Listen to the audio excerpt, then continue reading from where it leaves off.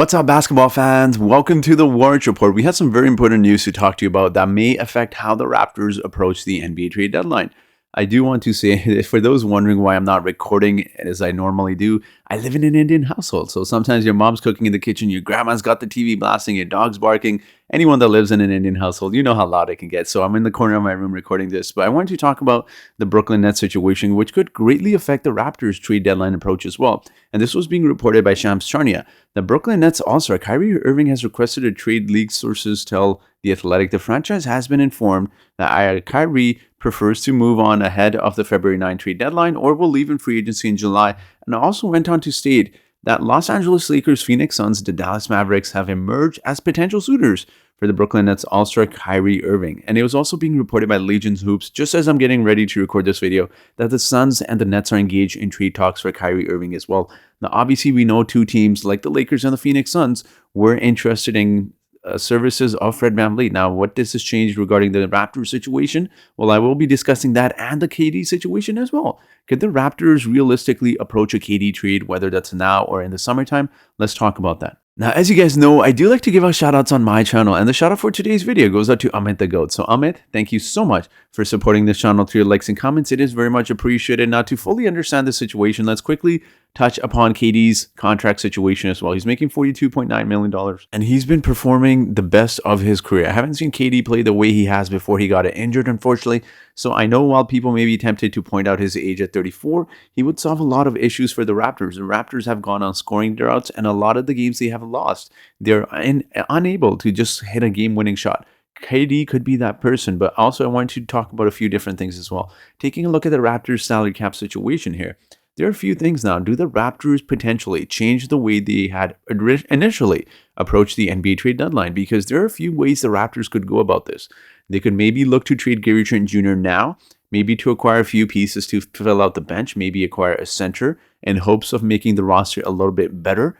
And then you can approach the KD situation during the offseason.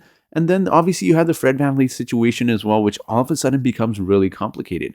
The Suns really wanted Fred VanVleet. Now that they don't, it eliminates one less teams. And I realistically, outside of the Orlando Magic, I don't know how many teams will want Fred VanVleet. And a reminder that Fred VanVleet can sign with the Magic, who have a lot of salary cap during this offseason. By the way, it was being reported that they apparently will throw a lot of money at Fred VanVleet during the offseason. So now this complicates things with the Fred VanVleet situation as well. But now regarding a player like OG Anuonoby, maybe the Raptors decide to keep him in hopes of including him in a KD trade or potentially moving other pieces as well. So again, the Raptors could take this a few ways if they wanted to approach the KD trade. I want to remind everyone, before people say, well, that's silly, the Raptors have a lot of issues, and I don't disagree with you. The Raptors clearly have a lot of roster issues, but perhaps the Raptors fill out their roster now and acquire things like a center, maybe fill out the bench a little bit better. And it also you have to realize the Raptors are in a better position now to trade for KD, whether that's now or in the offseason, than they were during last offseason.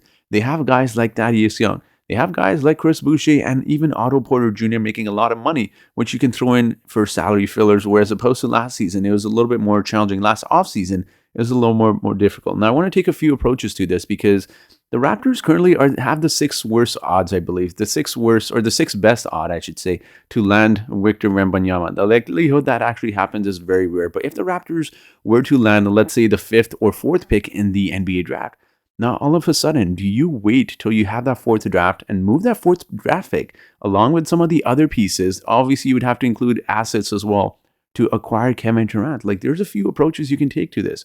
Do you potentially do something in the way that you did with DeMar DeRozan? Trade Pascal Siakam, convince the Brooklyn Nets that he could build around Pascal and Ben Simmons, and you trade Pascal Siakam, who's making $35.4 million. Obviously, include a few picks as well as some other assets as well, and then allow some of the other players to take a big role. Scottie Barnes, OG Anuonoby can take bigger roles, and Fred VanVleet, he won't be forced to take the game-winning shots, and maybe his ego gets put aside with KD being there, and then he'll be approaching that in a different way as well. So again, it could be going a lot of different ways. Like Pascal Siakam currently is being forced into a number one option, which he isn't. He's a really good player, but he is not a number one option. And maybe by acquiring, not even trading Pascal Siakam, but you could go OG Anuonoby, you could go Gary Trent Jr., you could go Chris Boucher, Thaddeus Young, you could maybe throw in, although I'd be against it, Christian Koloko, first round picks in the future. Like, there's a lot of different ways you could approach the KD trade as well. But there are a few things to take into consideration before we start talking about KD trade as well, and that is the other teams around the Eastern Conference. Now, I actually had planned this for future video ideas, but obviously with the Kyrie situation, I think this all of a sudden changes everything. The Brooklyn Nets will no longer be in contention, and one of the things that a lot of fan bases forget when we talk about championships or winning a championships is the teams that are ahead of you. Now, I wanted to take an approach and discuss a few teams in particular. Now, if obviously Kyrie is moving on from the Brooklyn Nets, this means that the Brooklyn Nets are very likely to trade Kevin Durant, which puts them outside of the top 4, top 5 teams in the Eastern Conference. But I want to take an approach and talk about some other teams as well, because in order to win a championship, you need to consider your competition. Now, let's talk about the 76ers, for example. No one seems to really talk about this because you have to consider players' ages. James Harden is 33 years old. By the time the next season starts, he's going to be 34 years old. So you have to wonder, like, the window for a lot of these teams to win a championship is now or next season. Like, he's not going to age as well as some of the other superstars have around the NBA. We've seen his lifestyle. So does that ultimately lead someone like a Joel Embiid, who, by the way, is getting up there in age as well? Like, you take a look. He's 28 years old. He's going to be approaching his 30s soon. And for a guy who's had injury issues, you have to wonder if James Harden also, by the way, can leave in free agency, although I don't see that happening. But does someone like a Joel Embiid all of a sudden become frustrated if the 76ers keep losing in the second round for the next season or two? Does he ultimately request a trade? And by then, James Harden is 35 years old. Like, the 76ers don't have a future there. And then do the Raptors potentially, again, I say this because I truly believe the Raptors should hold on to some of their assets like OG Anuonoby in hopes of other star players becoming available. Could the Raptors potentially, I know it sounds crazy, could the Raptors potentially approach a trade for the 76ers in a season and a half or so if Joel gets frustrated and decides to quit the process? Talking about some of the other teams as well. Miami Heat, no one really talks about this, but Jimmy Butler is the star player there. He doesn't have a lot of help, but he's also missed a ton of games the last several seasons. He's been sitting out a lot of regular season games, but he's also approaching his mid 30s as well. Not late 30s, but we know that's detrimental to a player's career unless your name is LeBron James or Kevin Durant. Like, Jimmy Butler's 33 years old. He doesn't have a lot, let's be honest. He's got maybe another 2 good seasons left in his career. And that is if the Miami Heat surround him with talent. So there's a lot of questions surrounding teams like the 76ers, the Miami Heat as well, and now obviously the Brooklyn Nets as well. Those are 3 teams you're essentially removing from the top 6, 7 teams in the Eastern Conference. This would allow the Raptors to move up. So I want to talk about the Bucks as well, because let's be honest, the only safe team in the Eastern Conference is the Boston Celtics. Like, the Milwaukee Bucks right here, you look at the contract situations, that could get really messy really quickly as well. Although they have a really nice roster and I don't see some of the pieces being moved around, Chris Middleton is 31 years old. He's injury prone. He's had a few injuries this season, and last season he was dealing with some injuries as well. But he's going into a player option next season. So you have to wonder, like, is he going to take that player option? They're going to have to re-sign him. And then the following season is Drew Holiday. And by the time that happens, you have to take into consideration by 2024, 2025, which is only 2 seasons away, you have to take into consideration what are the Brooklyn Nets, but what are the Milwaukee Bucks going to do with someone like Giannis Antetokounmpo? So a lot of the top tier teams around the Eastern Conference are going to be either aging out or potentially, again, they could be in a very interesting situation given the contract situations. And the Atlanta Hawks are no different. Like, you're going to, after the next season, you're going to have to extend DeJounte Murray. So that's a lot of money to be paying Trae Young and DeJounte Murray, 2 guys who, let's be honest, it looks like they play decent, but they haven't really meshed all that well. So now you're looking at potentially Brooklyn Nets, Milwaukee Bucks, the 76ers, the Heat, and the Atlanta Hawks. Those are 5 teams in the Eastern Conference that are the top 8 teams. They're the top 8 teams, and no one really emphasizes this. They could, in the next season or 2, look very different, and this could potentially allow the Raptors to build up their way in the Eastern Conference. We know, again, like I clearly stated at the beginning of the season, I know the talent is there with the Raptors. They're a top six team easily in the Eastern Conference. But you remove these teams from contention. Now, all of a sudden, the Raptors get that much better. And if you acquire Kevin Durant, guys, like, he's still got 2-3 good more years left. Like, NBA players aren't aging the way they used to. I know I've talked about Jimmy Butler and James Harden as well. Those are different situations.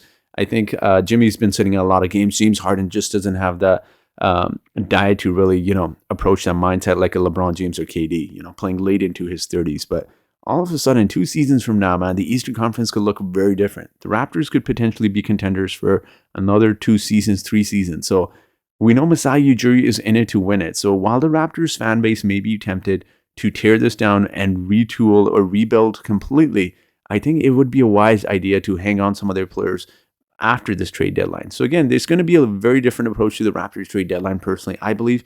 Don't be surprised if in the coming days you hear rumors about KD being linked to the Raptors, although I think the Raptors will probably wait till the offseason to see if they want to trade for Kevin Durant or not. So again, Masai Ujiri's always been about winning. He's always been about superstars. There's probably 8 or 10 superstars that you could legitimately say around the NBA that are probably number one options on any team you put around. So again, they're very hard to get.